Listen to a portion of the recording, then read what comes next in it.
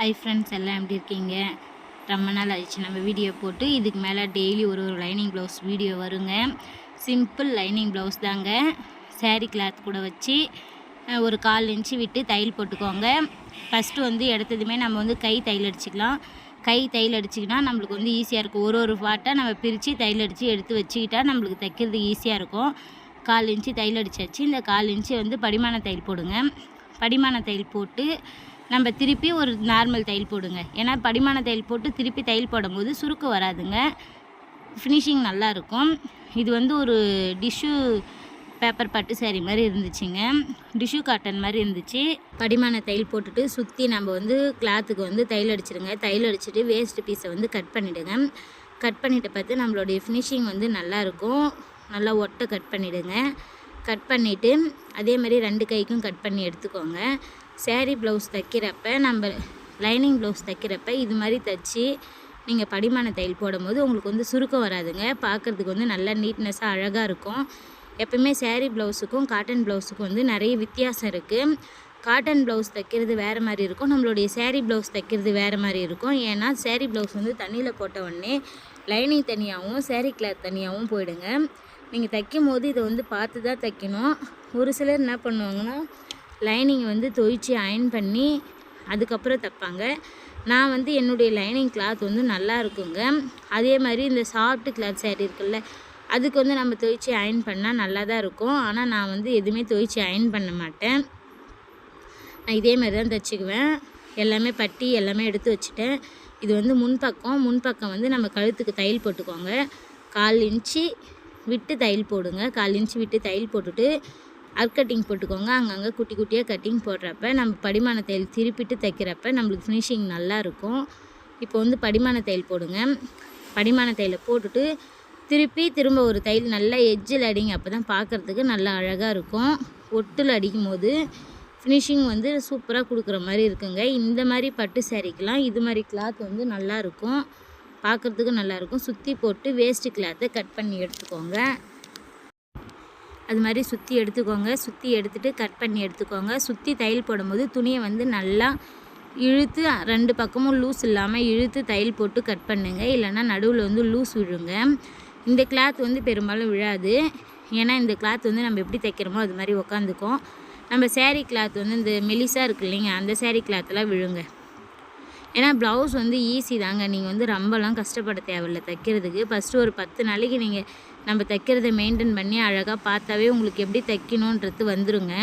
அதே மாதிரி 3 டாட் பார்த்துக்கோங்க. 3 டாட் போடும்போது உங்களுக்கு சூப்பராக வருங்க. டாட்டும் அதேமாதிரி கப் சைஸ் சூப்பராக வந்துருச்சு பாருங்கள். இதுக்கு நான் பட்டி ஜாயின் பண்ணும்போது பிசுறு இல்லாமல் ஜாயின் பண்ணுவேன். ஏன் பிசுறு இல்லாமல் ஜாயின் பண்ணுறேன்னா, இது மாதிரி கிளாத்தில் பிசுறு வரும்போது நம்மளுக்கு அங்கே குத்துங்க, நம்மளால் போட முடியாது. அதனால் பிசுறு இல்லாமல் ஒருத்தர் பிரேசர் யூஸ் பண்ணுவாங்க, ஒருத்தர் யூஸ் பண்ண மாட்டாங்க. அதனால் நம்ம பிசுறு இல்லாமல் தைச்சோன்னா எல்லாருமே இதை யூஸ் பண்ணி போட்டுக்கலாங்க. தைக்கிறத பார்க்குறதே போதும். நம்ம வீட்டில் இருந்துக்கினே எப்படியா இருந்தாலும் ஒரு நாளைக்கு 1000 ரூபாய் சம்பாதிக்கலாங்க. இந்த துணி தைக்க கற்றுக்கிறதுலாம் வயசுலாம் கிடையாதுங்க. உங்களுக்கு 40 வயசானா கூட 50 வயசானா கூட தைக்கணும்னு விருப்பப்பட்டால் யார் ஒன்றாலும் தைக்கலாங்க. அதெல்லாம் பிரச்சனையே கிடையாதுங்க. அதே மாதிரி எனக்கு ஆசையாக இருக்குது, எனக்கு ப்ளவுஸ் ஸ்டிச் பண்ணி போடணுன்றவங்களும் இருக்காங்க. இல்லை ப்ளவுஸ் ரேட் அதிகமாக இருக்குது, என்னுடைய ப்ளவுஸை நானே தைச்சி போட்டுக்கலாம் அப்படின்றவங்களும் இருக்காங்க. நீங்கள் எந்த கேட்டகரியில் சேர்த்துக்கன்னு சொல்லுங்கள். உங்களுக்கு ப்ளவுஸ் தைச்சி போட ஆசையாக இருக்குது அப்படின்னா நம்மளுக்கு கமெண்ட் பண்ணுங்கள்.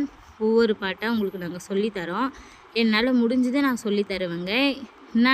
எப்படின்னா இப்போ தையல் கிளாஸ் போனவங்க எப்படி சொல்லி தருவாங்கன்னு தெரியல. நான் தையல் கிளாஸ் எங்கேயும் போக கிடையாது. நானே தான் ஸ்டிச் பண்ண கற்றுக்கினேன். தைக்கிறவங்கள பார்த்து தாங்க கற்றுக்கினேன். அது மாதிரி உங்களுக்கும் நம்ம தைக்கிறத பார்த்தா ஈஸியாக கற்றுக்கலாம். இப்போ பேக் சைடுங்க.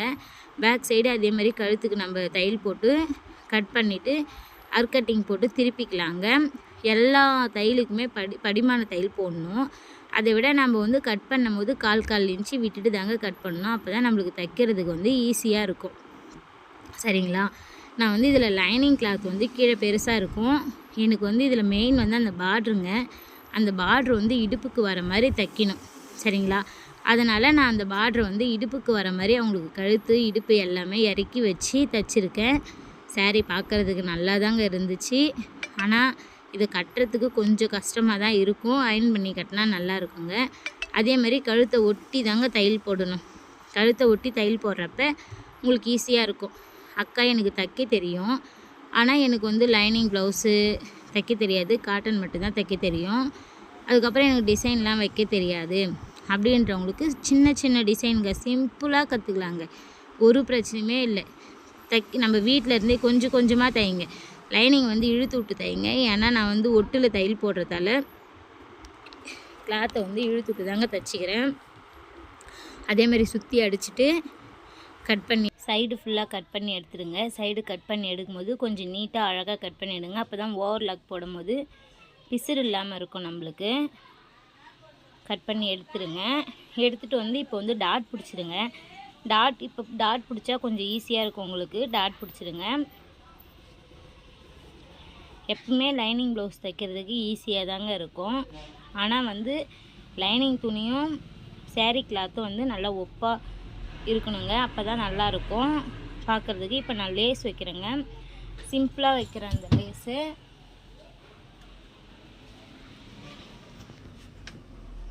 சிம்பிளாக இருந்தாலும் அழகாக இருக்குங்க பார்க்குறதுக்கு. முன்னாடி பக்கம் ஒன் சைடு மட்டும் வைப்பேங்க. ரைட் சைடு மட்டும் வைப்பேன், லெஃப்ட் சைடு வைக்க மாட்டேன். அந்த லேஸ் கூட நுனியில் ஒரு தையல் போட்டுக்கோங்க. அந்த நுனியில் தையல் போடுறப்ப லேஸ் நல்லா படிஞ்சு போயிருக்கும். நுனியில் தையல் போட்டுக்கோங்க. தையல் போடுறப்ப உங்களுக்கு பார்க்குறதுக்கு ஃபினிஷிங் வந்து ஒப்பாக இருக்குங்க. எப்போயுமே லேஸ் மேலே மட்டும் போடாத, அந்த முக்கோண நுனிலையும் போட்டுக்கோங்க. இப்போ நான் ஷோல்ட்ரு ஜாயின் பண்ணுறேன். ஷோல்டர் எப்போவுமே நான் ஒரு 1/4 இன்ச்சுக்கு கொஞ்சம் எக்ஸ்ட்ரா தாங்க விட்டுருப்பேன். விட்டு ஜாயின் பண்ணுறேன். ஜாயின் பண்ணிவிட்டு கைக்கு லேஸ் வச்சு கை ஜாயின் பண்ணுறதாங்க. கொக்கி பீஸ் ஐ பீஸ் வந்து வைக்கணுங்க. கொக்கி பீஸ் ஐ பீஸ் எப்படி வைக்கிறேன்னு பார்த்துக்கோங்க. இப்போ வந்து நான் பட்டி இது மாதிரி தாங்க மடிப்பினேன். ஏன்னா நம்ம மடித்து ஃபினிஷ் பண்ணிவிட்டு இது பண்ணும்போது ஈடிந்தத்தியமாக வருது. இது மாதிரி மடிக்கிறப்ப வந்து ஃபினிஷிங் வந்து உங்களுக்கு கரெக்டாக இருக்குங்க. அந்த ஈடிந்தத்தியம் வராது.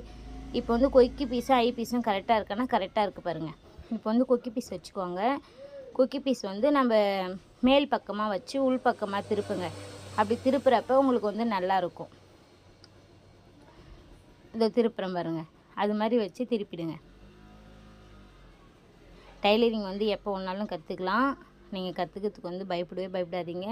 விருப்பப்பட்டவங்க தாராளமாக நம்ம சேனலை சப்ஸ்கிரைப் பண்ணலாம். நம்ம சேனலில் வர சின்ன சின்ன வீடியோவை பார்க்கலாம்.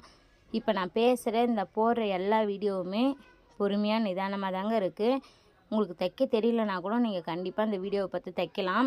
எந்தெந்த பிட்டு எங்கெங்கே ஜாயின் பண்ணுறன்றது உங்களுக்கு கரெக்டாக இருக்குங்க. அப்படியே வந்து ஐபீஸுங்க. ஐபீஸ் வந்து நீங்கள் மார்க் பண்ணிக்கோங்க. நான் வந்து மார்க் பண்ணலை. மேலேயும் கீழேயும் அடிச்சுட்டு பட்டிக்கு நடுவில் ஒன்று அந்த டாட் உங்களுக்கு தையல் ஜாயிண்ட் கொடுத்துக்குறாங்க பாருங்கள். கரெக்டாக 5 பீஸ் கரெக்டாக இருக்குது வைக்கிறதுக்கு. நான் அடுத்த டைம் வைக்கிறப்போ உங்களுக்கு நான் சாக் பீஸில் மார்க் பண்ணிவிட்டு வச்சு காமிக்கிறேன். இப்போ வந்து கொக்கி பீஸ் ஐ பீஸ் எல்லாமே முடிஞ்சிடுச்சு. நம்ம வந்து இப்போ கைக்கு வந்து அந்த லேஸ் கொடுக்கணுங்க. கைக்கு லேஸ் கொடுத்துட்டு கை ஜாயின் பண்ணணும். நான் வந்து அளந்து 2 கைக்கு 2 லேஸ் எடுத்துகிட்டு இப்போ வச்சு தையல் அடிக்கிறேன் பாருங்கள். நூல் ஆயிடுச்சு. நூல் மாற்றிட்டு தையல் அடிக்கிறேன். அதே மாதிரி முக்கோணம் மேலே ஒட்டில் ஒரு தையல் போட்டுக்கோங்க. தையல் போடுறப்ப நான் ஈஸியாக இருக்கும்.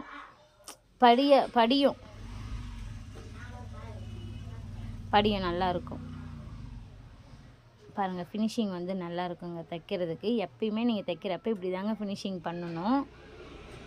இப்போ வந்து முடிஞ்சிச்சிங்க. முடிஞ்சிட்டு ஷோல்டர் அளவு வச்சு நான் வந்து ஜாயின் பண்ணிக்குவேங்க.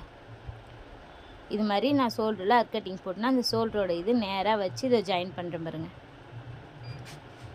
இந்த ப்ளவுஸுக்கு வந்து நான் அமௌண்ட் வந்து 280 ரூபா வாங்கினேங்க. 2 ப்ளவுஸுக்கு லைனிங் ப்ளவுஸுக்கு 500 ரூபா கொடுத்தாங்க. ஏன்னா இங்கே வந்து கிராமன்றதால நம்மளுக்கு கம்மியாக தான் அமௌண்ட் கிடைக்கும்.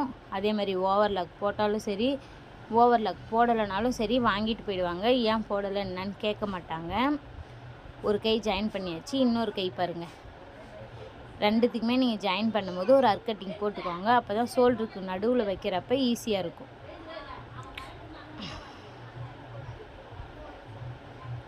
தையல் அடிச்சுட்டு அதே மாதிரி கட் பண்ணி விட்டுருங்க. ஓவர்லாக் போடும்போது உங்களுக்கு வந்து ஈஸியாக இருக்குங்க. ஓவர்லாக் போடும்போது ஈஸியாக இருக்கும். இப்போ வந்து கை ஜாயின் பண்ணியாச்சுங்க. ஜாயின் பண்ணிவிட்டு அவங்களுடைய கை அளவு எடுக்கணும். அவங்களுடைய கை அளவு சுற்றளவு வந்து கொடுத்துருக்குற கையை விட ஒரு தையல் வந்து எக்ஸ்ட்ரா வைக்க சொன்னாங்க. டைட்டாக இருக்குதுன்னு சொல்லிட்டு நான் வந்து ஒரு தையல் வந்து எக்ஸ்ட்ரா எடுத்திருக்கேன். அதேமாதிரி இடுப்புக்கும் வந்து கொஞ்சம் லூஸ் வைக்க சொன்னாங்க. இப்போ இடுப்பு அளவு எடுத்துகிட்டு நம்ம எல்லாமே ஃபினிஷிங் முடிஞ்ச அப்புறம் தாங்க நம்ம அதுக்கு வந்து லூஸ் வைக்க முடியும். ப்ளவுஸோடைய அளவு ப்ளவுஸ் வச்சு மட்டும்தான் நான் தைப்பேன். அளவு எடுத்து இது வரைக்கும் நான் தைச்சது கிடையாது. அளவு ப்ளவுஸ் வச்சு தைக்கிறப்ப கரெக்டாக இருக்குது. இப்போ பெரும்பாலுமே அப்படி தான் சொல்கிறாங்க. சைடு ஃபினிஷிங் பண்ணிவிடுங்க. அதே மாதிரி அந்தாண்ட பக்கமும் சைடு வந்து ஃபினிஷிங் பண்ணிவிடுங்க. இதே கை அளவு வச்சு தாங்க மார்க் எடுக்கணும். ஏன்னா அதுக்கும் இதுக்கும் நம்மளுக்கு கொஞ்சம் டிஃப்ரெண்ட் வரும். ஏன்னா நம்ம ஒரு தையல் லூஸ் வச்சோம் பாருங்கள், அந்த ஒரு தையல் வந்து லூஸ் வராமல் போயிடுங்க அந்த ப்ளவுஸோடைய அளவு ப்ளவுஸோடைய அளவு எடுத்தால். இப்போ இந்த கை மார்க் பண்ணிக்கிற அளவு எடுத்துட்டிங்களா, இடுப்பு மட்டும் அளவு ப்ளவுஸ் வச்சு அளவு எடுத்துக்கோங்க. அளவு ப்ளவுஸ் வச்சு கரெக்டாக வருது பாருங்கள் எனக்கு ஃபினிஷிங். நான் எப்பயுமே வந்து ஒரு இன்ச்சு எக்ஸ்ட்ரா தான் விடுவேன். எக்ஸ்ட்ரா விட்டுட்டு தையல் அடிச்சுட்டு நான் கட் பண்ணிக்குவேன். எப்போயுமே கரெக்டாக கட் பண்ண மாட்டேன். இப்போ வந்து சைடு கட் பண்ணி எடுத்துக்கோங்க. கட் பண்ணி எடுத்துகிட்டு இப்போ நான் என்ன பண்ணுவேன்னா அளவு ப்ளவுஸை வச்சு செக் பண்ணுவேன். நான் தைச்சிருக்கிற அளவு எல்லாமே கரெக்டாக இருக்கா அப்படின்னு சொல்லிட்டு செக் பண்ணுவேன். நான் அளவு ப்ளவுஸ் வச்சு மட்டும்தாங்க தைப்பேன். அளவு எடுத்து தைச்சது கிடையாது. சுடிதார் மட்டும் அளவு எடுப்பேன், பாவாடை சட்டையும் அளவு எடுப்பேன். ஆனால் ப்ளவுஸ் இது வரைக்கும் நான் அளவு எடுத்து தைக்க கிடையாது. ஆனால் இப்போ நிறைய டைலருங்க வந்து அளவு எடுத்து தான் தைக்கிறாங்க. அது என்னவோ தெரியல, எனக்கு அளவு ப்ளவுஸ் மட்டும் இருந்தாவே போதும்னு தோணுது. நான் அளவு ப்ளவுஸை வச்சு மட்டும்தான் தைக்கிறேன். ஒரு 1/4 இன்ச்சு எக்ஸ்ட்ரா இருந்துச்சு, அதை வந்து நான் இந்த டாட் இடத்துல பிடிக்கிறேன். ஏன் டாட் இடத்துல பிடிக்கிறேன்னா, நான் டாட் வந்து கம்மியாக பிடிச்சிட்டு இருந்தேன். 1/2 இன்ச்சு பிடிக்கிறதுக்கு பதிலாக கொஞ்சம் லைட்டாக கம்மியாக பிடிச்சிருந்தேன். அதனால் நான் டாட்டாண்ட பிடிக்கிறேன். டாட்டாண்ட பிடிச்சிட்டு அளவு ப்ளவுஸ் வச்சு செக் பண்ணியாச்சு. செக் பண்ணி முடிச்சாச்சுங்க. முடிச்சுட்டு நாட் வைக்கணும். நாட் வைக்கிறதுக்கு தாங்க ரெடி பண்ணின்னு இருக்கேன். நாட் வந்து நான் சேரீ கிளாத்லேயே தான் வைக்கிறேன், மணி வைக்கல. ஏன் மணி வைக்கலன்னா, மணி வச்சா ஒரு சிலர் வந்து கருத்துடுது வேணான்றாங்க. அதே மாதிரி நம்ம மணி வைக்கிறதுக்கு அமௌண்ட்டு தரமாட்டிருக்காங்க. நான் என்ன பண்ணுறேன், இந்த சேரீ கிளாத்தோடைய பார்ட்ரு வச்சு நான் வந்து சுங்கு வைக்கிறேங்க. சுங்கு வச்சு நான் ஜாயின் பண்ணிவிடுவேன், அவ்வளோதாங்க. ப்ளவுஸ் வந்து ரொம்ப ஈஸி தாங்க. நம்ம தைக்க எல்லாமே ஈஸியாக இருக்கும். உங்களுக்கு பிடிச்சிருக்கா பாருங்கள். என்னுடைய வீடியோ பிடிச்சிருந்தா சப்ஸ்கிரைப் பண்ணுங்கள். ரேகா துரைமுருகன் யூடியூப் சேனலை சப்ஸ்கிரைப் பண்ணுங்கள். வீடியோவுக்கு லைக் பண்ணுங்கள். எந்த ஒரு வீடியோவுமே முழுசாக பார்த்தா மட்டும்தாங்க அதோடைய ஃபினிஷிங் நம்மளுக்கு புரியும். இது எவ்வளோ ஒரு சிம்பிள் டிசைனு, எவ்வளோ ஒரு அழகாக இருக்குது பாருங்கள். பார்க்கும்போதே அந்த நாட்டு அன்னாண்ட சைடு எங்கே வச்சுருக்கோமோ அதே மாதிரி அளவு எடுத்து அன்னாண்ட சைடு நாட்டு வச்சுக்கோங்க. அவ்வளோதாங்க, ப்ளவுஸ் தைச்சி முடிஞ்சாச்சுங்க. இருக்கிறதுலே இவ்வளோ ஈஸியாக இவ்வளோ அழகாக ஒரு ப்ளவுஸ் தைக்க முடியுமா? இல்லை நான் தைச்சிட்டேன் பாருங்க. நிஜமாலுமே எனக்கு ரொம்ப பிடிச்சிருந்துச்சி ப்ளவுஸும் வாங்கிட்டு போயிட்டாங்க. பாய்.